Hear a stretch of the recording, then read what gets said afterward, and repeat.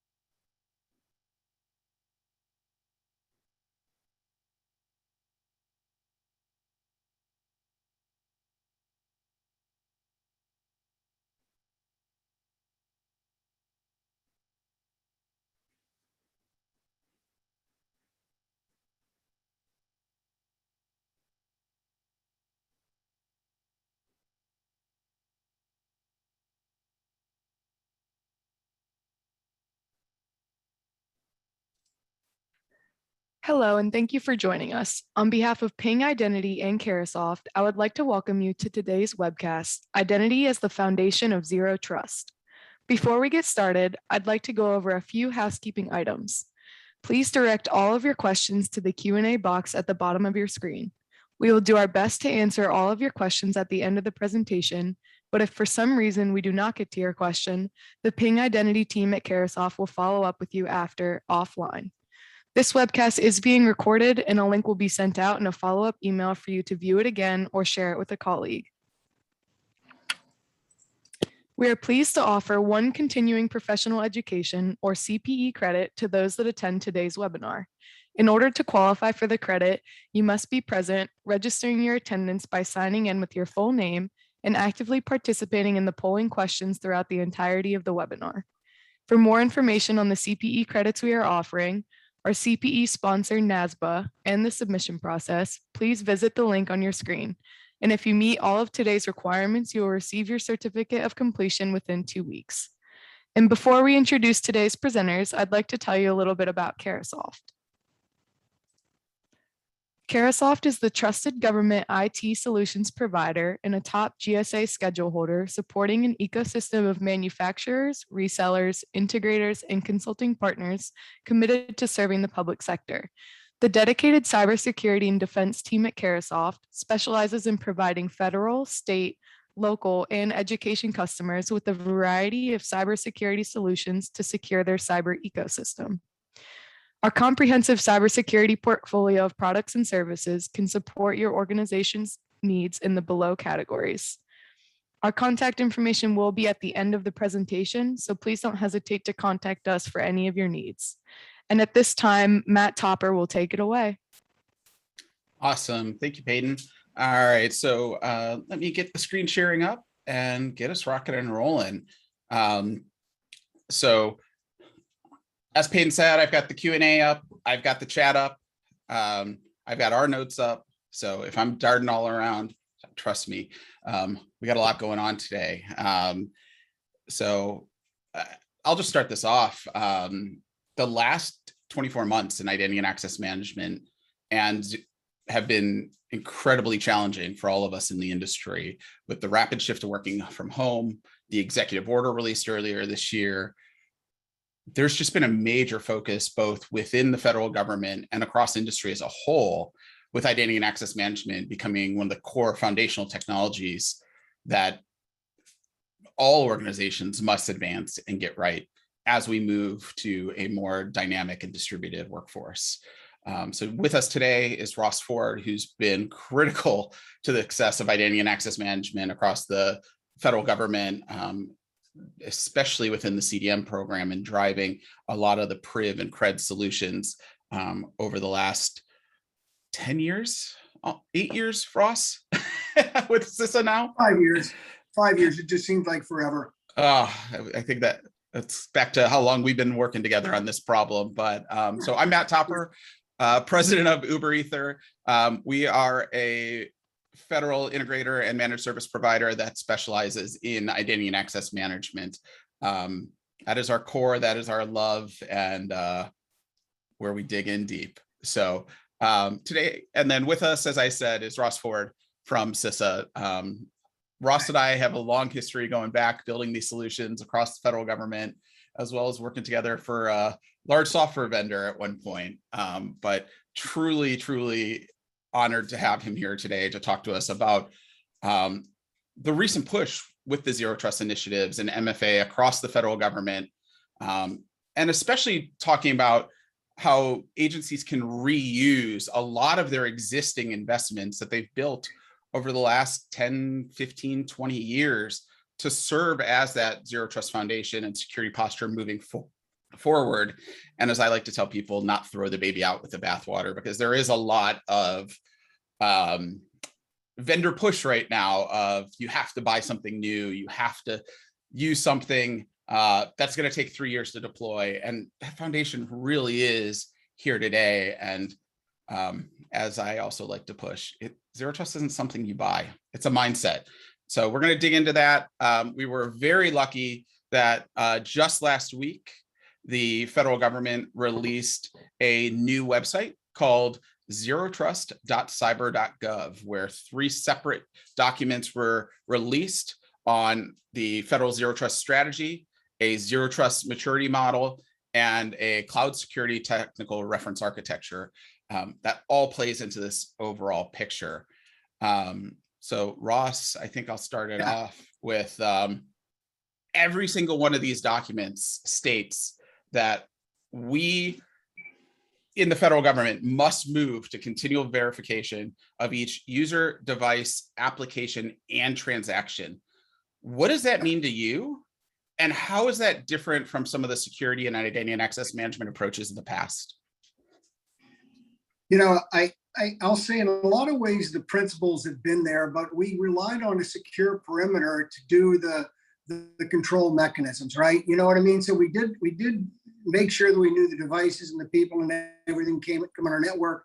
But what we allowed people to do was get into the network from there, right? And we didn't. And I think what's changed is it's the deperimeterization of the network, right? Is that, you know, as we move to cloud services, as we move to a distributed working environment, which we're all in, right? I mean, right now, I thought I was going to be going back to the office, but a few weeks ago, when there was an uptick in COVID cases again, they just said, "Hey, look, work from home. I can go in, but you know, if I go in, I have to have a mask and everything, right?" So I've been working at home like most everybody for a very long time.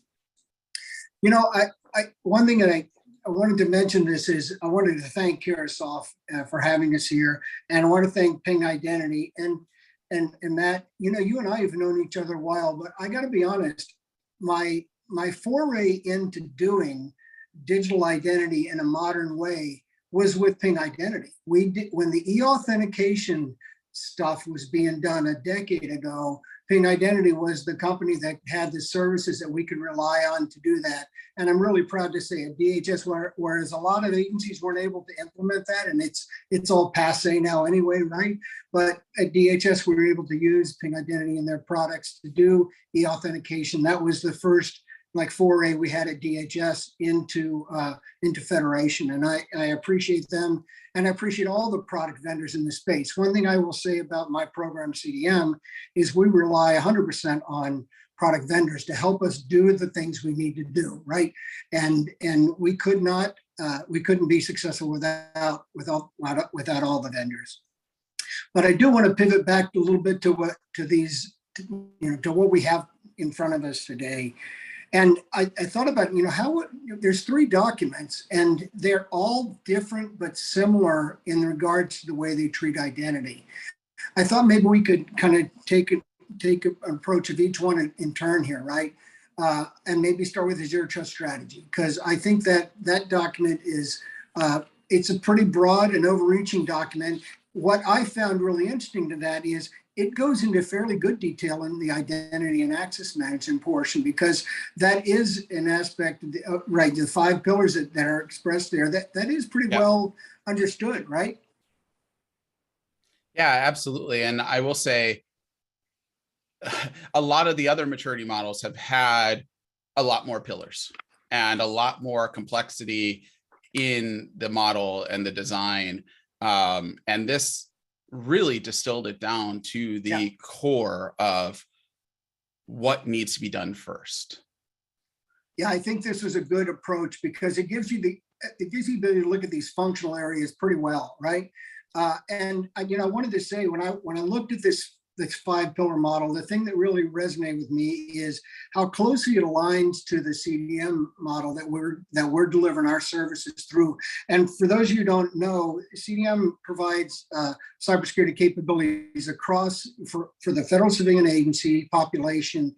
And we do it through 4 functional capability areas and then a dashboard that we visualize information in, right? And those areas are asset management, which is like devices here, right? Identity and access management, the identity pillar. And then network security management, network is that next piece. And then data protection, which is the one on the end there, right? The part that we don't call out individually, the application layer, is because CDM looked at this and said, you need all of those things to be able to protect your workloads. And then, so I think it's really, it's actually kind of good to my program. I'm really proud of the people, George Moore, Jim Quinn, who helped visualize this in the beginning, because they did a really great job of helping my program align with, what we have to do now. And we've been doing that primarily in on-premise environments, and where we need to go next, right? Yeah, absolutely.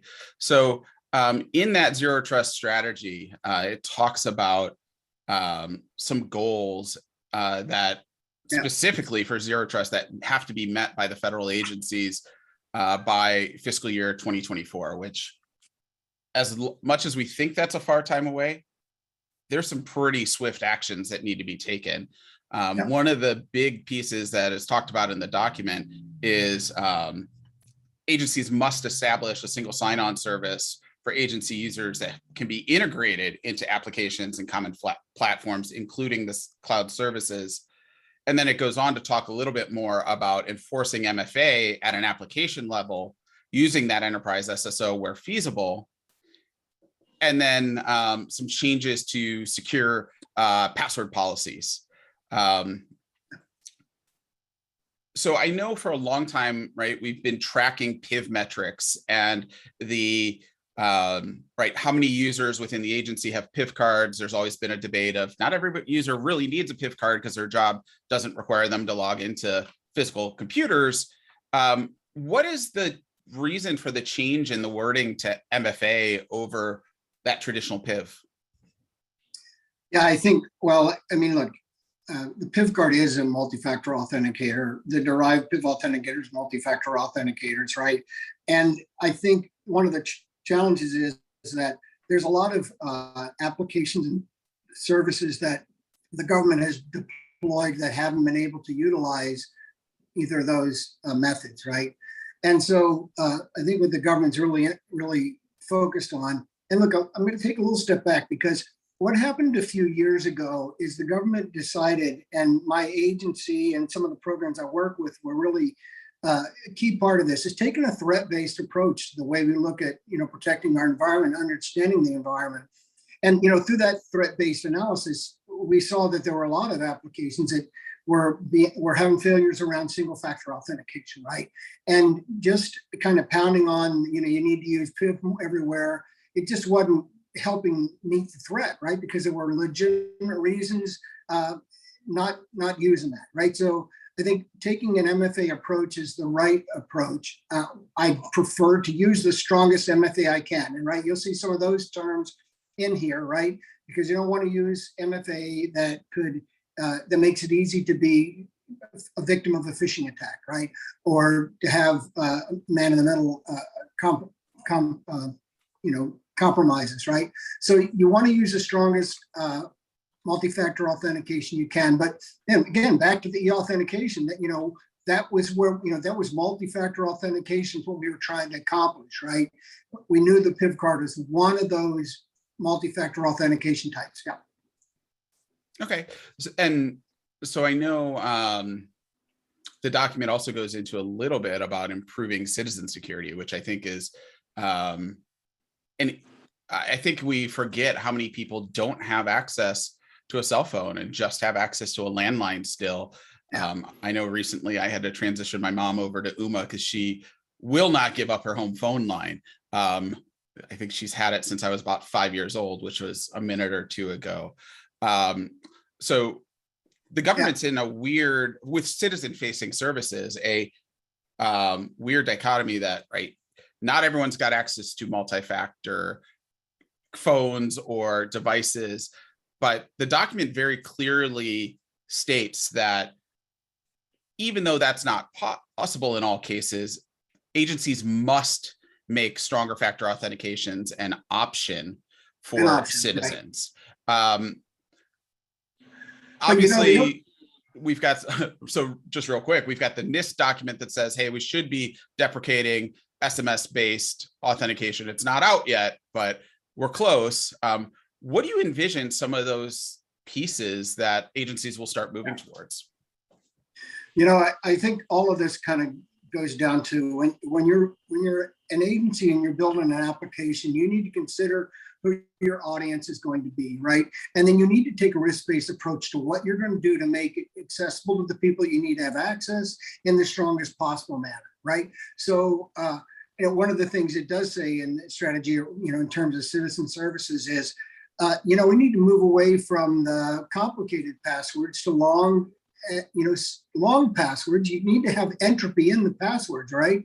But making it complicated to use, making it such that people can't use a password per access point is just not a very good thing to do. So they taught, and NIST already changed the policy on this with their last release of 800. We're seeing the guidance on this. This is just coming in line with the guidance and what we know over 10 years, right, of looking at this, that a long passphrase, which is something you might be able to remember just for that individual application, something that's much better than a complicated password that really only the humans are not designed to remember those things, right? And use those long passphrases when you're trying to do that, and with preference to use an MFA. So make it available everywhere, and if people can't utilize it, then they have another way to get access to it, right? But this takes us to zero trust, right? One of the things we have to assume is that the perfect modeled world in our brains is not what the world is going to present to us, right? There's going to be failures, and so you have to take ways of mitigating those failures, right? Now, I don't think we'll go really deeply into the way, analytics and all those things are important, but, right here, that switches us from this document to the next document, right? Which is the maturity model.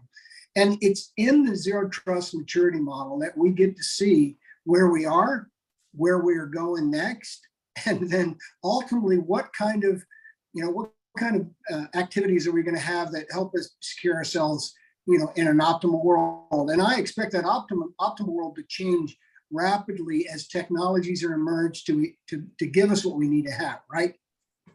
So maybe you'll just talk about some of those things, Matt, how you see those particularly this maturity model, how you guys are going to use that with your customers to help them understand where they are and where they need to be. Yeah, I guess for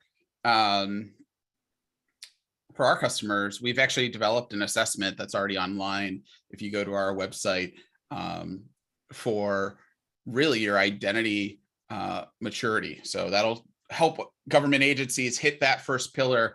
We walk through from the basics of where is all of your identity data? Has it been centralized into a data store like the MER, right? That's something that I know you are a giant champion of and has made not only identity easier, but every single one of these pillars by having a centralized place in an agency that captures all of that user identity information, their attributes, their entitlements, right? That greases all of the skids. But talking about that level of maturity and then moving on to the joiner, mover, leaver, application lifecycle management, access management, right?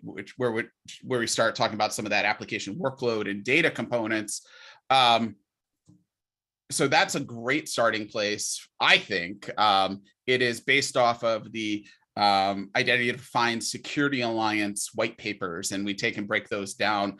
And it gives you kind of a nice report. And what we've seen is it's actually been fun with sending out to multiple different people within the organization that are not part of the identity and access management teams at different C-levels and say, what do you think we are at?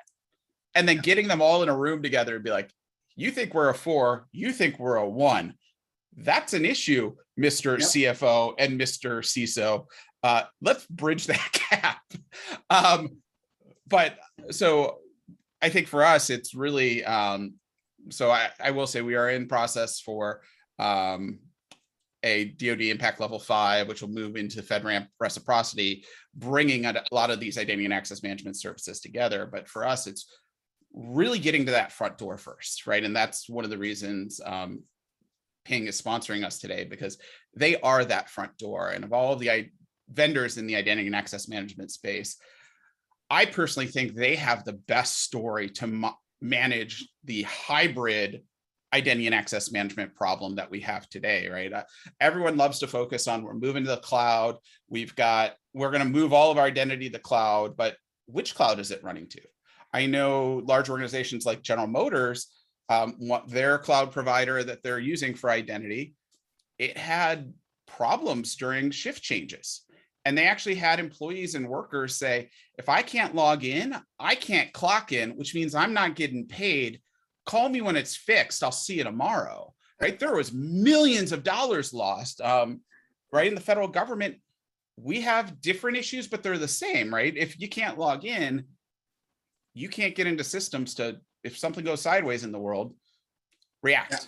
So Ping's got a great history of being able, they've invested very heavily in DevOps, which I think is something we'll get into to the third document here, but right, very Kubernetes focused, very automated focused, as well as building a model that can run on any cloud and or on premises, which I always laugh because we think moving to the cloud, we're going to lose that legacy of our on-premises systems. And well, how many of these our agencies have mainframes that we're still authenticating and authorizing to?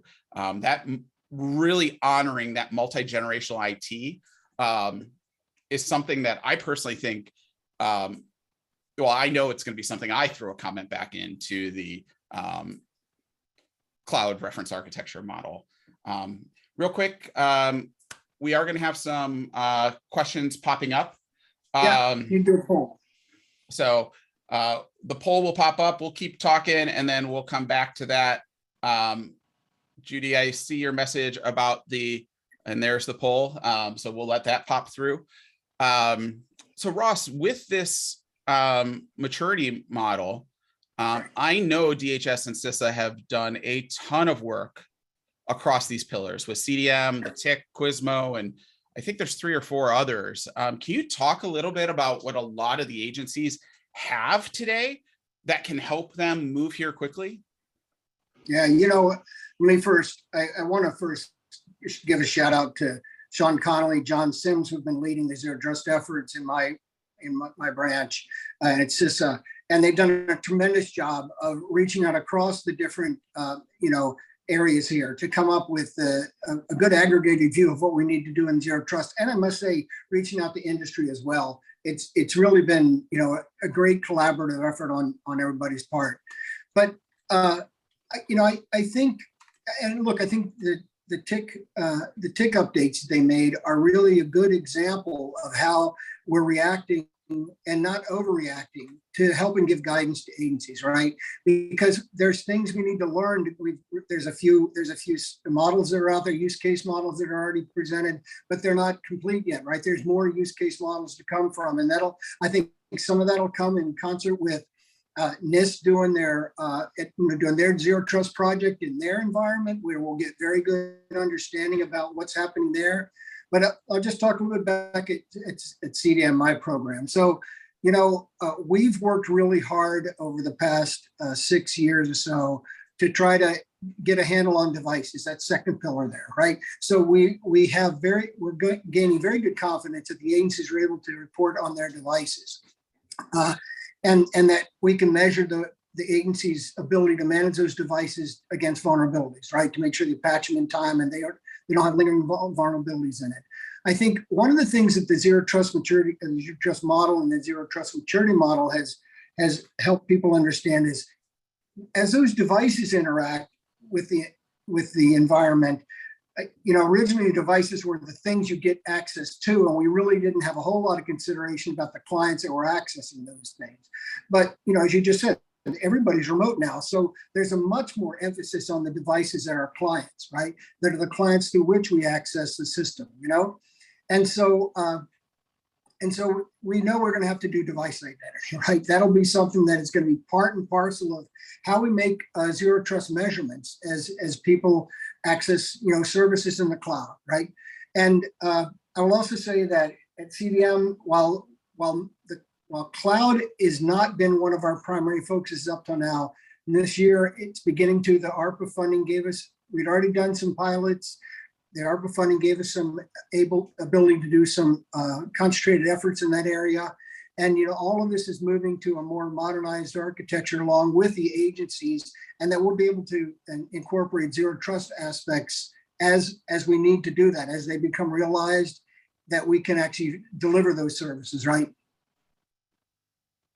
Absolutely. And I know we've talked about some of those things that are coming as offerings from CISA that other agencies can just use. I know one of the things that was mentioned was even something as simple as looking up compromised passwords as a centralized service for the federal government, so that when people are putting in the passphrases or whatever, we know that they're not using the same password that's been compromised on Netflix, right? Which is sadly one of the number one ways that accounts get taken over. So some really great stuff coming out from the CISA team, and being able to automate some of this. One of the things that's not my group, but it's a parallel group, and actually I'm also the co-lead on the derived working group for the Federal Mobility Group, and one of the co-sponsors of that group is in our QSMO shop at CISA. So QSMO stands for Quality Service Management Office, and what they do is they put together services, right? Shared services that the government can use. Right now they're working on getting a handle on the .gov space, and they'll be putting out things like helping protect DNS, and they'll provide these things as services, right? And while I don't know who's going to be doing the service you just mentioned, right, helping people understand if their passwords are weak or if they've been compromised, I'm sure it'll be delivered as a service, and I'm sure CISA is looking at maturing those kind of service models, right, so that they can help agencies get services when agencies need it, instead of everybody having to go out and just kind of figure this out themselves. You know what I mean?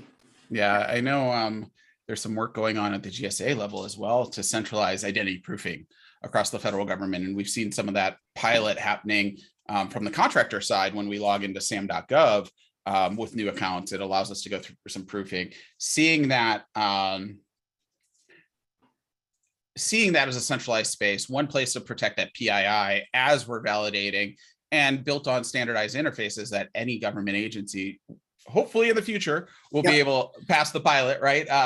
Be able to connect up to and allow GSA to manage that, and then return the answers of yes, no, high level of trust, low level of trust.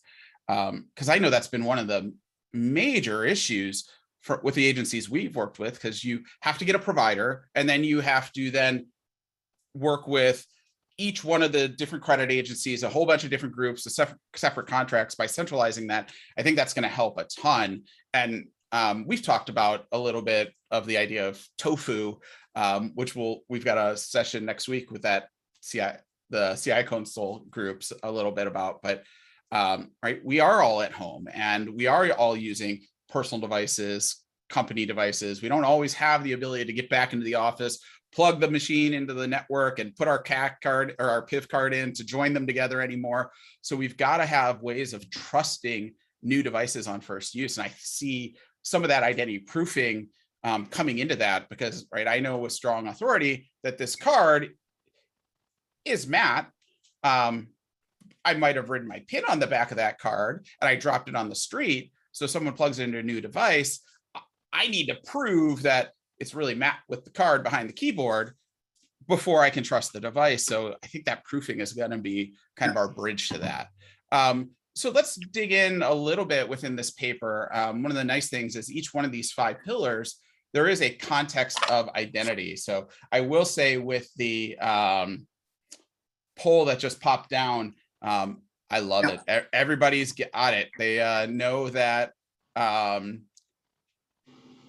identity is the core to zero trust. And if we don't get it right, things aren't moving forward. I would love to talk to the person who said network's the only way. I'm hoping that was a little tongue in cheek just to get us riled up because you might not get me off a soapbox for the next 29 minutes. But so with that, we've got the zero trust in the context of identity. And they've broken identity pillar down into these 6 separate categories and talked about traditional, advanced, and optimal within that. So you, within your role within CDM, see a ton of agencies and their maturity already. This kind of formalizes that. But where do you see most agencies sitting today in these categories? And what is their low-hanging fruit that they can use to move up to either advanced or optimal? Because I hope everyone's at traditional. Yeah, I mean, look, I'm not going to say every agency is even hitting all the traditional marks right now. There, that's why we're having a focus, and the EO talked about MFA is so important, right?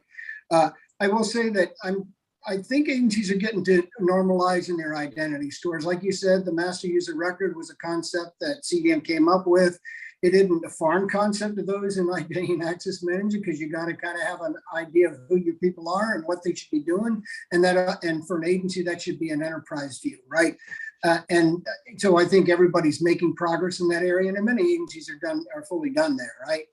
I think risk assessments around users is where we're trying to work now. I can say that some of the efforts CDM is doing is around privileged users and better understanding, the biggest challenge with identity for privileged users is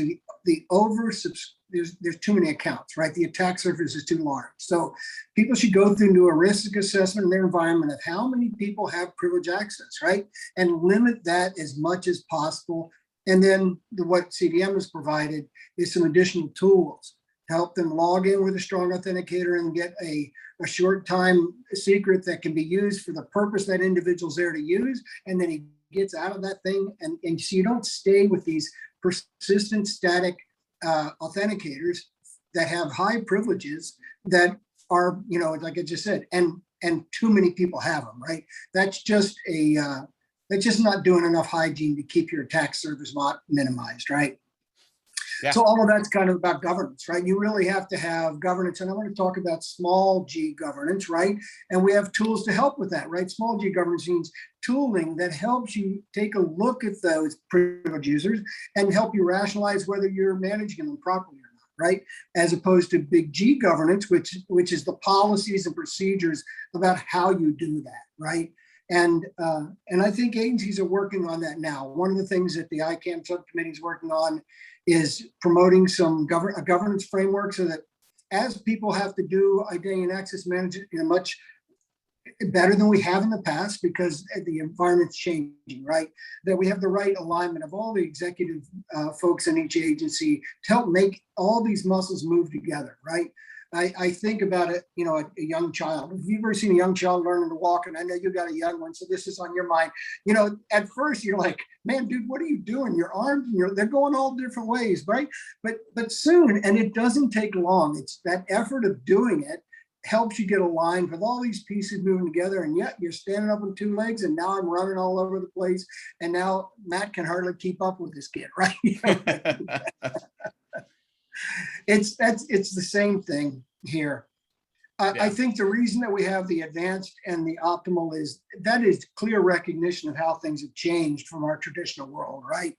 And I think I'm looking forward to working with agencies that are, look, we have a lot of really great agencies in the federal government. Some have been leading in these areas for a very long time. And, agencies that are doing user and behavioral analytics right now, right? That is really a great thing for me to be able to meet with them and learn from them, so that when we try to do these things more broadly, that we understand how to do those things properly, and we can put requirements out that make sense. That's part of what CDM does, is help write a set of requirements. Ours are narrow requirements because we try to focus on key elements of this big elephant, right? So that when we make measures, and we can tell agencies what our measurements indicate about the risk that they have in their environment, right? Absolutely. So we did have a question come in, and this is pretty loaded from John. Is there a migration path to a modernized zero trust architecture and implementation that isn't disruptive for the end user experience? Well, I think so. I use cloud services in my personal life, where they have been implemented in a zero trust manner. And because, as the user, I use a multi-factor authentication experience that to me is not highly disruptive. I make sure I use a YubiKey to get access to those services, right? But I'm used to using it, right? I log in and I put my YubiKey and I touch the YubiKey, right? And it lets me get all my cloud services. And it's a matter of actually implementing those capabilities with, I think, the user in mind, right? I'll have to say another example, and I'll use a government example now, is my agency has implemented Derived PIV on my phone. And when I access certain services, not all the services are available that way, but when I access certain services, my Office 365, my timekeeping application, I have a Derived PIV on my phone, and I'm single sign-on onto those applications, and it's a great experience, right? So it can be done, and it's what we should be doing, right? Yeah. Look, I got to tell you, having a password is the worst. Having to remember multiple passwords, that's about the worst experience anyway, right? I know some people that don't even remember their passwords. Every time they go to a site, they say, I forgot my password, and they let the person send it to them. And Lord, don't get me going on what the kind of things that are wrong with that method, right? Yeah. It's always amazed me, because I know a lot of people like that. I have family members that are like that, and how much the magic token style of just give me your email address and it'll send you a link to verify you've got a control of your email account hasn't caught on in some cases for low risk transactions. And I think let's talk a little bit about what makes that seamless, right? And I'm looking at this chart that you have, and here's the thing that is the key. When you're in an optimal environment, a lot of the risk is being monitored and mitigated by looking at what a person's doing in that environment, right? It's continuous monitoring of the activity and what the person's doing, right? And so that, I'll give the example here of Microsoft's infrastructure. When you log into Microsoft's infrastructure now, they can do conditional access, and they'll let you roam around without even having a second factor authentication if they've seen the device before, based upon whatever consideration they'll do. And then if you do something that's odd, they may pop up and make you give them a second authenticator, right? And it's based on how many other signals, how many additional signals they can get beyond just an authenticator. And that really is at the heart of zero trust. Zero trust has at its heart an engine that can help determine the relative risk of this person presenting himself to its environment, to the access he's requesting, to what we know about other things going on around you in the environment, to maybe to where you're coming from the device you're coming from, and all those signals, which will be, they'll be invisible to the user, but they'll all come together to give the people, that the relying parties, right? The people that are providing the services and, the access to those services. Yeah, I actually think right in the middle of this to the right, the visibility and analytics capabilities under optimal, we talk about user and entity behavior analytics. So, right, that's the idea that we're sitting on top of our SIM tools, whether that, well, insert vendor name here, as well as integrating that with your authentication and authorization and governance tools. We actually, I'm just going to tout our own horn a little bit last year, but we worked with one of those vendors to integrate all of their tools into the identity and access management world. And it was great to see that, right, the SOC people, they get alerts all day long, and they have playbooks to run and figure out the threats. And I will say, we've got the next poll up. If you're looking to get those CPE credits, please answer so we can make sure you qualify. We'll get back to that in a second. But the SOC teams are traditionally business blind, and they see these alerts, they see people doing things that look bad, but they don't know their business context. Are they a high value executive? Are they new to the organization?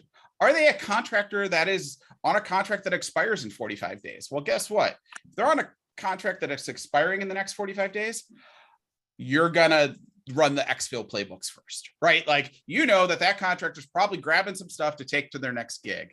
That's just human behavior. But before that, they haven't really seen those business pieces, as well as they traditionally just look at Active Directory. And as we move into cloud services, a lot of the groups that they would use to define peer analytics are gone because they're in all these cloud service providers. So, or SaaS providers as well. So bridging those together, but then also because they're also sitting on top of the device controls, we have good pairings of the human, the devices they're using. So, hey, this might be a good human, but it's a brand new device that we've never seen before. Or magically, Matt decided to start using Firefox after using Chrome for the last 5 years every single day. Or make the shift from a Mac to a PC, which actually did happen earlier this year. But taking those risk scores that we're blind with in identity and bringing them in to be able to say, hey, this wasn't enough for an analyst, but we're going to tell the person's manager that they were twice out of their normal behaviors yesterday. Here's a link to their dashboard. Or, hey, they were 5 times out of their normal. Our threshold's 10, but that's enough. You as a manager should look at it. And we're going to kick off an ad hoc certification in your governance tool. One of the other pieces we used was just, right, we'll see IP addresses blocked on like in a VPN with people trying to bang against authenticating there, and then they'll pivot to the single sign-on interface. Well, the UEBA tools let us build a block list across all of our internet-facing devices and share that to close people down a lot faster. So some really neat things that bring together really all of the pillars with identity in this. And that kind of leads to that poll. So people answered that poll. I don't know if we can show the poll results on the screen here, but I'll just say that while reliance on a firewall is a good thing to do, I think part of what Zero Trust is going to do is make it really evident that that isn't sufficient, right? Just because you got through a firewall doesn't mean that you weren't doing, that you're not misrepresenting who you are, or coming from a device that misrepresents itself, or you've stolen some credentials, you have an activity, or just to get in there, right? I think the whole point about this is Zero Trust is about making lots of decisions based upon different forms of evidence, and not making decisions based upon what we call implicit trust, right? Which is what a firewall is. If you can get through the firewall, it implies that you're trusted to be at the next level. But that's not always a valid assumption, right? And so we try not to make assumptions. We're trying to validate with as many signals as we can that you're who you say you are, you're on a device that you trust and you use, and we know you use, that you're getting access to a resource that you're actually allowed to have access to, right? And that's one of the biggest challenges we've had with our trusted perimeter is we didn't really give a lot of consideration to who should get access to what, right? We just kind of let, they'll get access, if they're trusted, they can get access, right? We have to be much more granular in that right now. And I'll say, it is because that part was the final part when CDM was drawing up our architecture. And I remember talking with the lead architect, and I was telling him, look, man, we got to have all these other capabilities in place before we can really protect data, right? And part of that is, and we have to give a time for agencies to actually discover where their sensitive information is. Because one of the things that the trusted perimeter didn't require you to do is to differentiate between, trusted information or sensitive information or less sensitive information. In the world we're moving to with zero trust, you really need to have a good understanding of that. And oh, by the way, the administrators, they probably ought to be segmented too, right? So you don't just give one guy that can do everything. A good example is, and I think it's, a good example of separations of duties is the administrators that are administrating the database, they shouldn't have access to the data. And the ones that are making sure the data is clear and correct and correcting errors, they shouldn't be administrating the databases, right? Now, of course, that really should be at an organization that has the granularity to do that, right? But that applies to most, large federal agencies, that they have sufficient resources that they can apply these sophisticated controls. And these are not new. I mean, in other regulated industries, those kind of controls are part and parcel, whether it's SOX controls or PCII controls. They've been available in other places and needed to be done to get certification, but they just really haven't been an emphasis so much in the federal world about doing that kind of separation. Yeah, no, agree 100%. So we did have another set of questions come in. I'm going to take this first one here from Ben Rich. Yep. It talks about one of the challenges to talking about IT concepts to non-technical people. And he talks about the pizza analogy for IT as a service. So how do we talk about that in zero trust? So for me, what I've talked about is my family life, right? And I've got little ones, as you said. When I go to the grocery store, I'm not checking the identity of every single person in that store, right? I have a level of trust that says people are here to get their food and get out.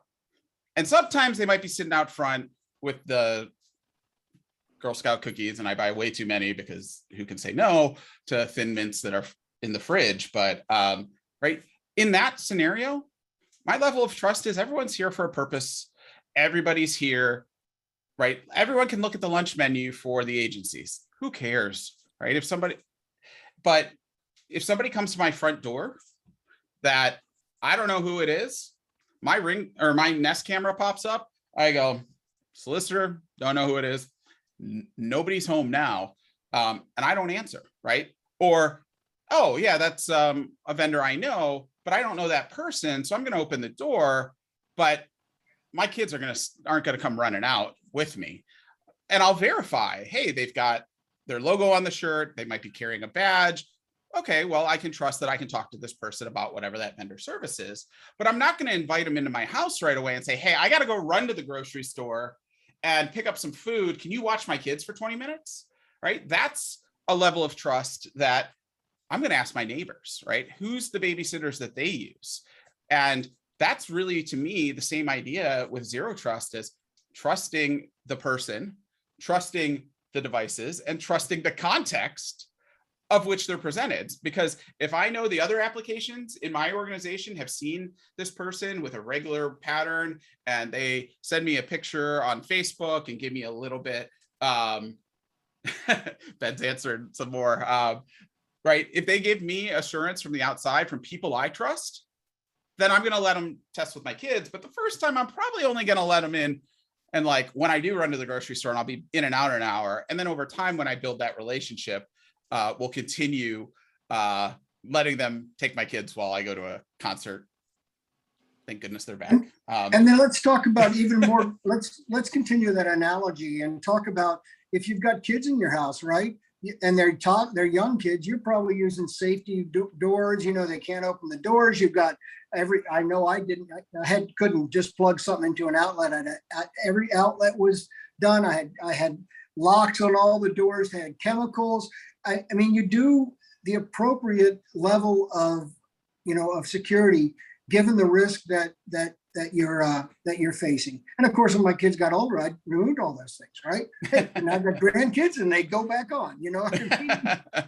Because it's conditional and it's situational awareness, right?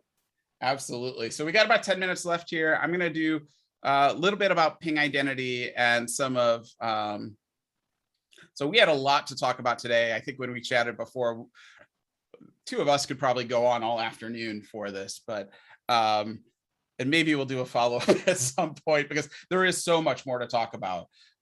So ping identity, as Ross said, have been involved with the federal government protecting systems for nearly 20 years, and really an industry leader in the identity and access, or the access management space.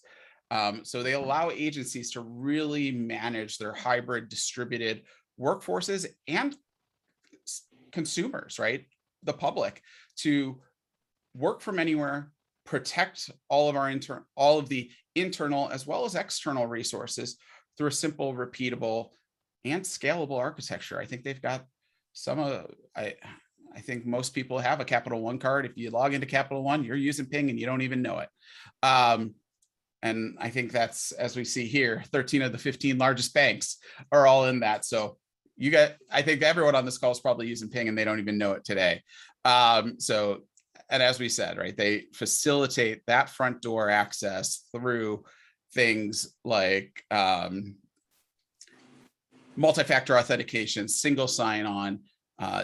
They have capabilities of looking at that business context. Have we seen this person before? What level of trust? Plugging into some of the other factors like user behavior analytics, bringing that data in. It is truly one of the most mature ecosystems to bring those 5 pillars together into the identity and access management space that I've seen from anybody. And some really excellent single sign-on self-service capabilities that developers within agencies can come, register, test their things in a test environment, and then nominate them to be moved directly into production with review and approval steps in place. But that DevOps idea to move from dev to test to prod and allow the developers to have those interfaces to make it easy to integrate, honestly, one of the best I've seen. And hey, Matt, can you go to I saw you had the authentication realms diagram from the reference architecture, right? Absolutely. Because I think, maybe you could talk about how they do those kind of things that you're mentioning in context for this, right? Because this is a diagram, and this is a new diagram, right? This is something that the government is, and it's putting out in front of people so they understand that there's in the same service area you're going to, you have different realms of authentication. And this is where, good systems like ping can handle, the various contexts. Can you take it away from there? Yeah, absolutely. So I'm happy we got to come back to this because this was a diagram that I said, finally, we're bringing it to light. So we all know when we deploy systems, you can look at the authentication realm down here. You've got database administrators, you've got server administrators, they might be SSHing into a box, they get into the database server to do patches on the operating system. They might be as the DBA coming in to get access to the client tools to look up data or rotate keys. And that side of authentication and that context is one thing, right? Did the person log in with their single sign-on and just put a new SSH key into their key store? Or did they fail a bunch of username and password logins and then magically got one and then registered a new MFA device so they could move into the PIV system or the privileged access management system, right? All of that context eats at that realm. And then we turn it and say, not only are people logging into those servers directly that need to manage them, but we also have cloud admins that are managing the infrastructure that's all on top of it. And a lot of times the borders to those cloud services use a federated identity provider where you can say, I trust my internal Active Directory. I trust the ping federate that runs within my organization to broker the identities into the cloud, right? You might have a valid authentication token, but you might not have a role or entitlement that lets you become an infrastructure admin on Amazon or Azure. And then those all get mapped into roles and capabilities within those tools. That's a whole separate hour-long discussion we could dig into. And then from the outside, we've got all of our end users coming in with username and passwords, SMS, push messages to the actual application on the front that then, right, that's a whole different set of identity realm authentication context. We've got the developers and the server admins for those web servers, how all that gets passed through back to the database, back to the file servers. It's pretty darn complex. And at the end of the day, as I said, between Ping's core foundation with Ping Federate, Ping Access, Ping's risk intelligence engines, we can cut people in those contexts, and they might actually play in all of those contexts too, depending on the program and what they're in, but scoping down what they can have access to when Ping makes it pretty darn easy. Well, nothing's easy, but I will call it definitely manageable. So thanks. And yeah, I will say the other thing I did skip over, and I definitely should not have, is Ping's Net Promoter Score. You can look at a lot of the other vendors that are in these Gartner Magic Quadrants and Coopinger-Cole, which if people don't know Coopinger-Cole, one of the best resources for identity and access management information in an unbiased manner on the internet. They're running their European Identity Conference right now, which has some great content this week. But this Net Promoter Score, you can look at their competitors here. They truly care about their customer success and have dedicated customer success personnel that they're not salespeople. They are there to make agencies, make their customers successful. And it's ingrained in their culture over the last 20 years. So honestly, that's one of the things we love working with them because of that. Do we need to show a third poll before so these guys can get You do. their, Thank you for catching me. Peyton, can we toss that up?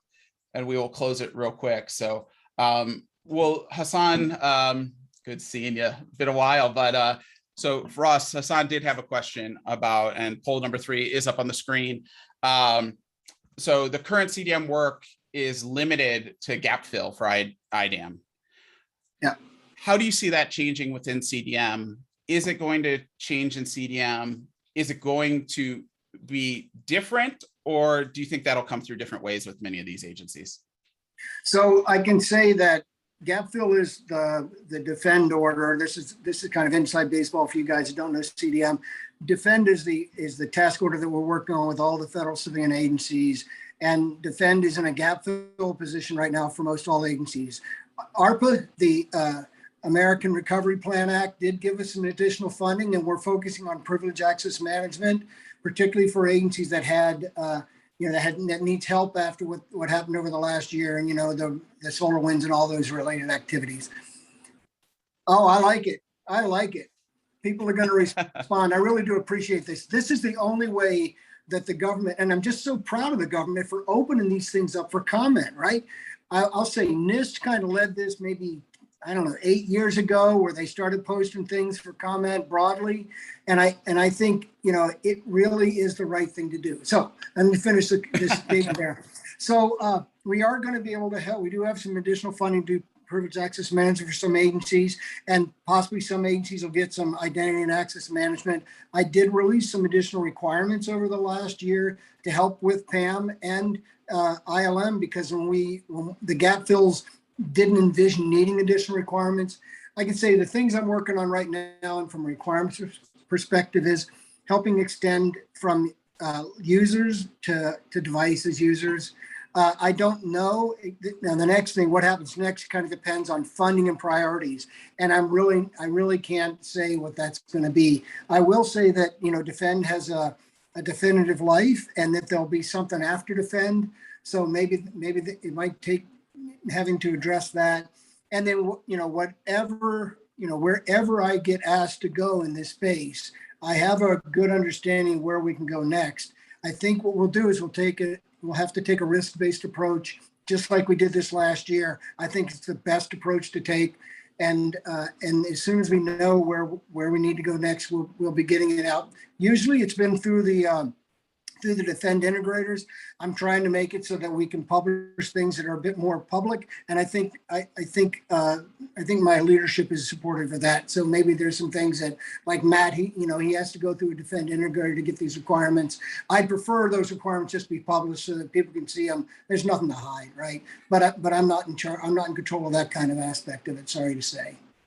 I will say it. Son, if you want to reach out to me, it's ross.ford@cisa.dhs.gov. And I'm always willing to take questions and let you know what I can from my perspective. Well, thank you, Ross. I know we are hitting that 2 o'clock number here. I guess one last thing. I think we had I looked at our participants and I think we got some people that were on this call that can help drive some of that forward and making this some more public so that industry can move forward. But my last question is, what can those of us on the industry side, on the vendor side, on the integrator side do better to help you and your peers enable the federal government to achieve these zero trust goals? Because without all of us working together, it's not going to happen, or it's going to be a mess that we're trying to fix for the next 20. I appreciate the work that the industry does. I think, things like responding to this with the industry perspective, that is what's needed, right? Because each of you vendors, each of your consultants, my agency partners, you all have unique needs, and helping inform these documents to maturity is just so important. Thank you for the effort. Absolutely. So we got about the first document, we got a week left. The other documents, we got 2 weeks left. Everybody, please put in your thoughts, your opinions, how we can drive this forward. And at this point, I will turn it back to Payne to close us up. Thank you again, Ross. Very, very appreciated of the time. Thanks so much, Ross and Matt, for your participation. And I wanted to thank all of our participants for joining us today. And we do hope that you found this webcast informative and helpful to you and your organization. For those that met the CPE requirements today, you'll receive your certificate of completion within 2 weeks. And if you have any further questions or would like to request more information, please feel free to contact us. Here, Ross, is your email up here, so people have that. So please don't hesitate to call or email us. And finally, in the next day or two, we'll be emailing you all a link to an archived version of this webcast, along with some other resources so you can review it again or pass it along to a colleague. Thank you all for attending. Bye now. Thanks, everyone.